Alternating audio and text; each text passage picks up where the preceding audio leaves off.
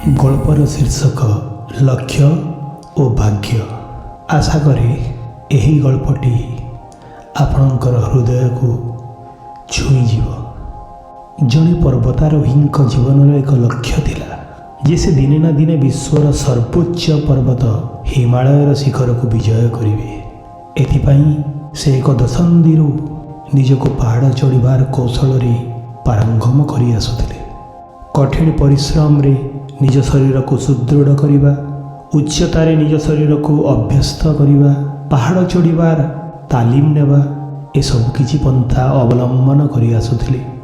हिमालय पर्वत विषय से अनेक गुड़ाए तथ्य मध्य अध्ययन कर चली। से जानिथिले हिमालयर शिखर को पहुँचवा तांको प्राय 60 ରୁ 90 दिन लगिब।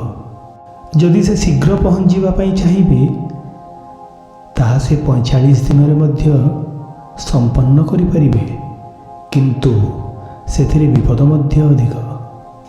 से दिनटी आसिला।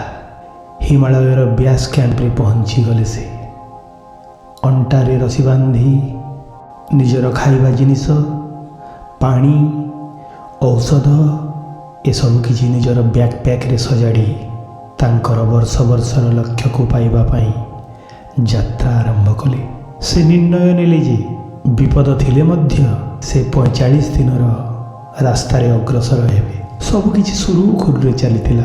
जेते से हिमालयर शिखर को पाखई आसुथांती तांकर जीतिबार आवेगटा बढ़िबारे लागिथाए। से निर्णय नेले जे से रातिरे मध्य तांको चढ़ीबाटा बजाय रखिबे। से विश्राम नेबा परिवर्ते आगको बढ़िबारे लागिबे। पागटा बदली जाइथिला। चंद्र तारा समस्तंकु मेघटा घोड़ेई नैथिला। तांको लक्ष्यटा तांकटू अल्प दूर रे, किंतु विधाता को अन्य किछि मंजूर थिला।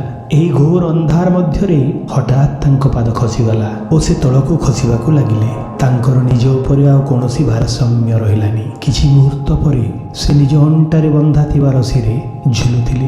तांको जणा पडुथिला से पहाड़र एक फाटले खसी पड़िछंती।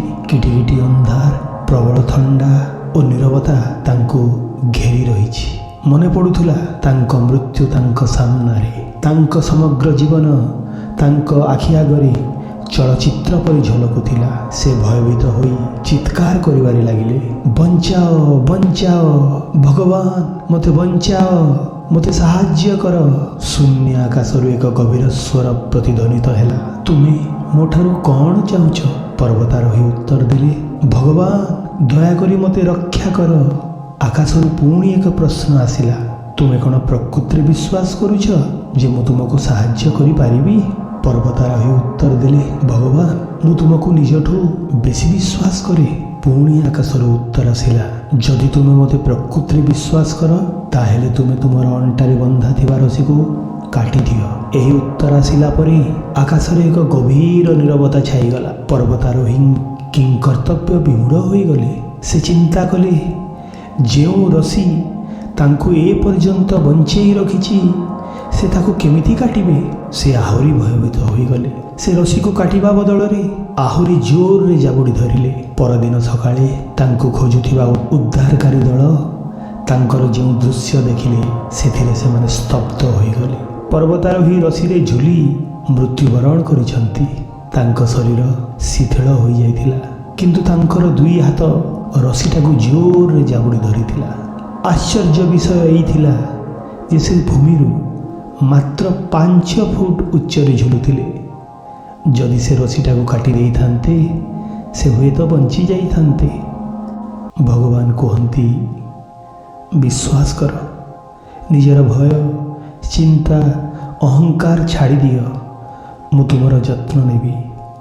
प्रश्न हेउछि भगवानଙ୍କ उपरे आमर विश्वास अछि तो? एई तो आमर भाग्य।